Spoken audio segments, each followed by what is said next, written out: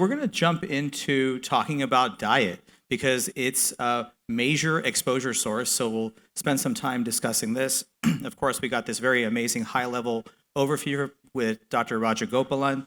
And I do also want to briefly, before I get started, thank Dr. Weinberg for again putting on a fantastic conference. We should all give her a big round of applause. And also for the invitation here to speak and to be a part of it. So this is kind of funny because we kind of all know what food is. What is food though, really, right? So we think of it in the sense of sugar and salt and fat and calories, and we think about this all the time, right? If you're somewhat conscious about what you're putting into your body, you're thinking about this all the time. But we don't think about it as a daily environmental exposure. And that's important to remember. That's really the key as to why we need to shift our attention, not just cardiometabolic, but environmental exposure as well. And what we buy and ingest often leads to invisible as well as cumulative exposure over decades and a lifetime. So just to speak to the initial part, obviously cardiometabolic signals are linked to food exposure specifically. We have known associations with dyslipidemia, insulin resistance, hypertension, even systemic inflammation. This is where things like the anti-inflammatory diet come in, and that is the basis behind that. But you heard a lot about the exposome today and how the exposome relates to daily life, how environmental exposure shape cardiovascular risk over time. This is a fantastic diagram from one of Dr. Rajagopalan's papers looking at all these complex mechanisms and how they interact. And food is one of the most frequent exposure pathways. Let's talk about a few of these pathways without really drowning into mechanistic details.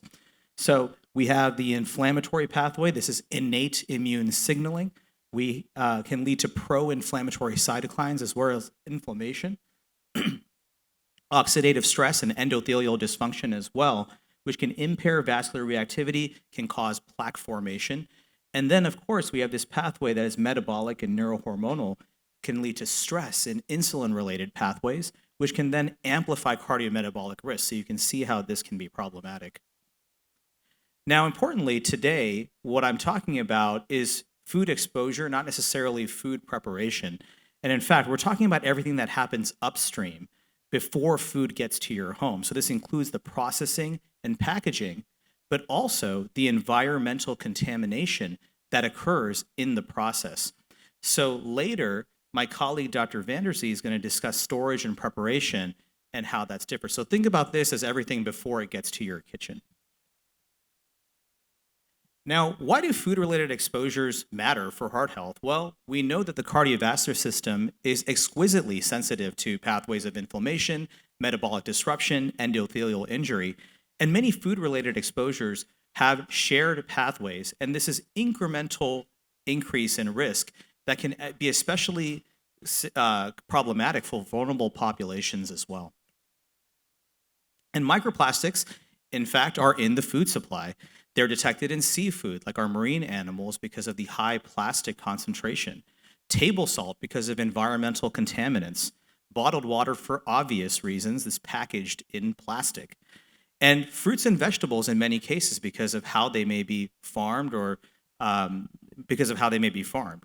And diet is if not the major exposure route, probably aside from drinking water. And other potential exposure routes include inhalation of airborne microplastics, dermal contact with consumer products as well.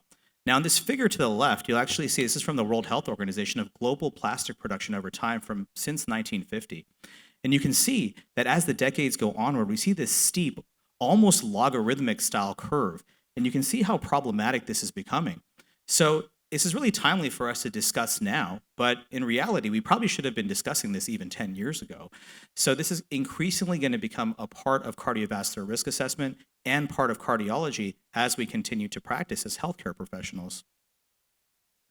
Now, you heard a few references to this paper, so I won't go into great depth, but this is this landmark New England Journal paper from 2024 that showed evidence of micro and nanoplastics detected in carotid artery plaques. So these were detected in 58% of carotid plaques analyzed over a median follow-up of just under 3 years. And the presence of these is associated with a 4.5 times higher risk of composite outcome of myocardial infarction, stroke, death. So this is the first human study to link microplastics directly to some form of cardiovascular outcome. Now, this is a really great time for us to pause and think about just traditional scientific principles, because this is a wonderful microcosm for understanding these concepts about association and causation, right? We're seeing associations. We haven't had that causality just yet. And what's sort of unclear is really still where more research needs to be done are the exposure sources, the dosing thresholds, the timing. This isn't fully defined. So these are hypothesis generating, but importantly, biologic plausibility does exist, right? So even though we are talking about associations, we are now seeing how the science suggests biologic plausibility that there could potentially be causality, and that's important to note. So beyond plastics, what other exposures should we be concerned of? You heard about these a little earlier too, but there are food-related chemical exposures like PFAS and bisphenols, which can enter food via packaging, processing, and agricultural contamination. So these are sort of these grease-resistant packages, your fast food wrappers, like the parts of canned goods as well. The food processing itself, all of those things contribute to this. And these compounds not only persist, but they also accumulate. So think about that in terms of a long-term exposure. And epidemiologic studies do in fact link higher exposure to that risk. I wanted to take a quick aside to talk a little bit about pesticides. And we always talk about organic food versus conventional or non-organic food, or however you'd like to say it. And while it's true that organic foods generally have lower pesticide residues, they are not pesticide-free. There's basically certain methods that are less sort of pesticide-heavy, but they can be pesticides that are involved in organic farming. So for example, in organic farming, you can actually use these copper-based fungicides. So actually, organic food can still have high metal content. So it doesn't really say much about the metal content. So this is really an important thing to remember. Another thing that I love telling my patients, which they hate to hear, is that organic junk food is the same as regular junk food. Just because it says junk food, or just because it says organic on the label doesn't mean that it can't be junk food. So please be careful about what you're eating as a snack. Now, not all foods carry the same exposure burden, and some conventional foods contribute disproportionately to pesticide exposure. I'm actually going to jump into something that you might have seen or at least heard about in recent years. And this is where it becomes important. Practical prioritization is really what makes a difference over perfection. We are not trying to be perfect. No one's going to remember all these different aspects of farming or the way that your food is prepared, but we have to try to do our best to be reasonable consumers. So this is actually from the Environmental Working Group. You can actually find this online. It's a shopper's guide that they publish annually. And this one's for 2025, talking about the Clean 15 and also the Dirty Dozen. So the Clean 15, these are the foods that happen to, in this past year, be sort of the least pesticide heavy.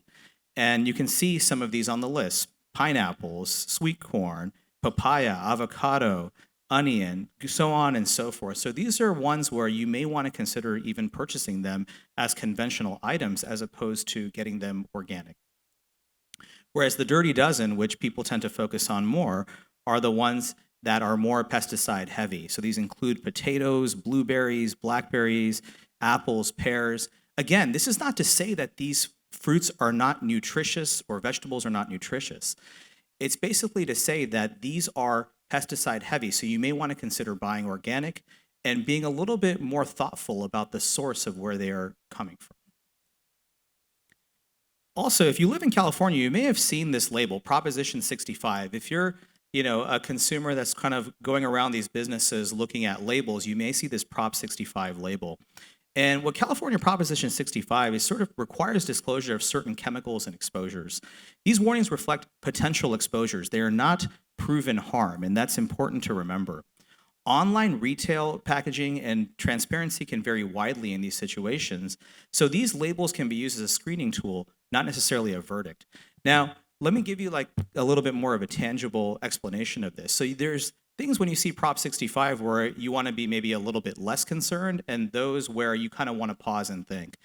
The ones where you're a little bit less concerned are things that are kind of like single use. It's like, the packaging that something comes in, you may only come into contact with it once. And while single use plastics for environmental reasons can also be problematic, from a personal exposure standpoint, that initial pass through is sort of maybe something where you don't have to worry about the Prop 65 portion of it, about that initial exposure, because it's not a consistent exposure to you personally at that moment. Whereas on the other hand, things like food and beverage, right? We're putting that into our body, right? So that's something you have to be concerned about. Or heating items, especially if they come in plastic containers, you want to be very cautious with. And this comes up for a lot of us because a lot of us get takeout food. And even if that takeout food is healthy, they can come in those plastic containers. So you want to be cautious with the reheating aspect, put it in, a ceramic or glass dish and then reheat. So things of that nature. So when you see Prop 65, it's not to say like, go run away. You just want to be cautious about why that label is there. And then that way you can make an informed decision about what you want to do. Now, I found this quite interesting, just going into the literature. This is actually a 2020 study. It's a basic science paper in physiological research looking at GLP-1 biology and environmental exposure and looking for a mechanistic signal. We often think about, okay, well, in fact, throughout the day today, we've talked about these different environmental exposures and what they can do to the human body. So then the question becomes, well, how do we combat this beyond just usual lifestyle measures, as we like to say? And while there's a lot there, we often think about the pharmacotherapeutic aspect as well. But the idea is this, is that environmental chemicals like phthalates, DEHP, promote pro-atherogenic vascular changes. Now, in this study, in these in vitro cellular models, they found that GLP-1 receptor agonism actually attenuated these effects on human vascular smooth muscle cells. So this suggests that there is a mechanistic metabolic and incretin pathways that might intersect with these toxin-mediated vascular injuries. So this is, in fact, hypothesis generating, of course, but it is of interest because now we can add to the armamentarium of pharmacotherapeutic strategies to mitigate cardiovascular risk. We already know about statins and inflammatory reduction. We know about ACEs and ARBs and how they can affect vasoreactivity, and even metformin, which can affect insulin sensitivity and inflammation as well. So this looks at the fact that, yes, environmental toxin-mediated damage might in fact be mitigated to some degree by drugs that we already have available and are using. So of course, this is a women's heart conference. Why is this a women's heart health issue? Because we could be talking about anybody right now. But it's because hormonal signaling interacts with many exposures that involve a woman's life cycle. Pregnancy, midlife, menopause, these are vulnerable windows. Heightened metabolic and vascular sensitivity during these windows. You've already heard a little bit about this. So this is particularly unique for women and makes it that much more important. And these cardiometabolic effects compound over the traditional risk factors that all of us are exposed to and that we discuss all the time. This is quite interesting as well. This is actually a food map. You can actually go to this USDA page to look at food maps, to look for where there are food deserts. These are places where there's limited access to healthy food and instead a reliance on ultra-processed food. So I actually pulled up a map of greater Los Angeles and beyond to take a look at this, and you can see how that within our own communities, there are significant disparities. And if there has in fact been a theme throughout today, looking at maps, you can see significant disparities side by side. So you can actually go to this site and toggle a number of different options to determine how far you or someone you know might be from having access to appropriate foods. So this goes to say that access is in fact structural in a lot of instances and not individual. Now, what's fantastic is that a lot of what we can do to combat environmental effects does involve personal agency, right? Our ability to go out there and exercise and trying to sleep and things of that nature. But there's clearly a structural issue that needs to be overcome. And we don't want to forget about this, which is why it's so important that we're working on the policy level and not just the individual level to combat these issues. Now, of course, as physicians, what are we being asked? Right? A lot of patients come to us about these issues. Is this real? Is this something I should avoid? Right?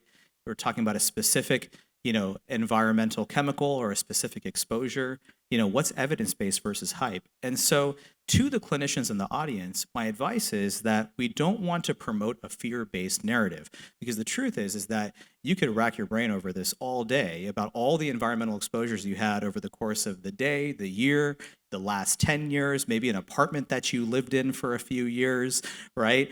This can go on, but we do want to instead focus on the evidence-based aspect of it, and of course, what we can do and those practical strategies.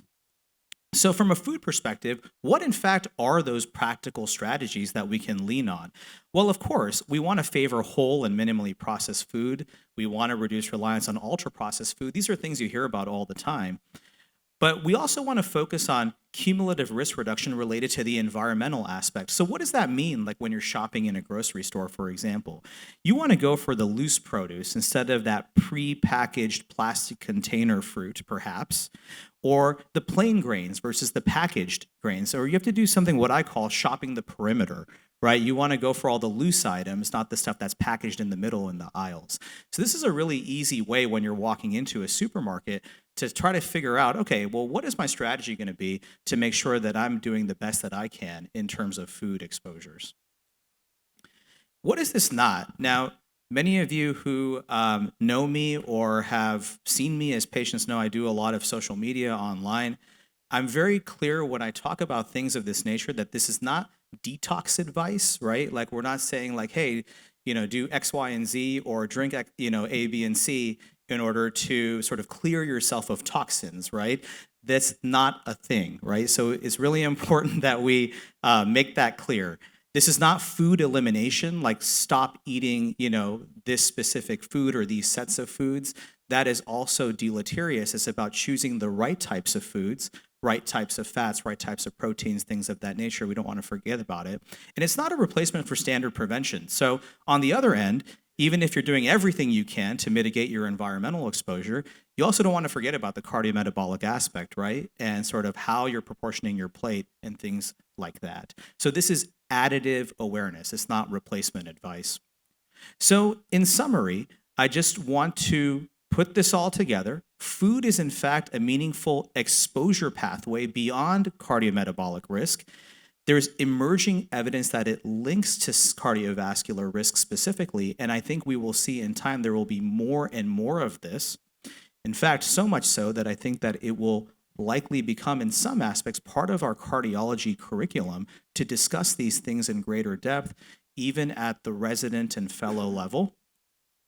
And that balance and practical guidance is key, not just for the consumer or patient, but even for us as healthcare professionals and how we are approaching this topic with the public as well. And finally, even small changes may reduce long-term risk. Thank you.